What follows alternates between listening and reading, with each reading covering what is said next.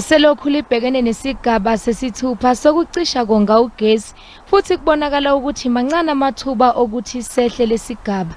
I-Eskom ithi lesi sigaba sizoqhubeka kulezi insuku ezizayo. Ngempela sonto bekunembiko ethi izwe alitshelwanga ukuthi selingene esigabeni sesishiyagalombili. I think it is dismal that we're at stage 8 of load shedding. I really believe we've got to address this as a critical emergency because our economy cannot afford what we're seeing today with respect to energy availability.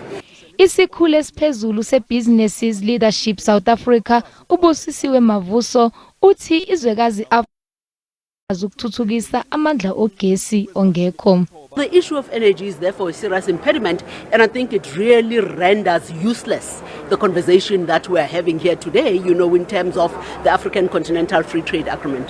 Kusenjalo inyunyana yezisebenzi zensimbi inum izoqala izingxoxo zemiholo ne-Eskom kuleli sonto.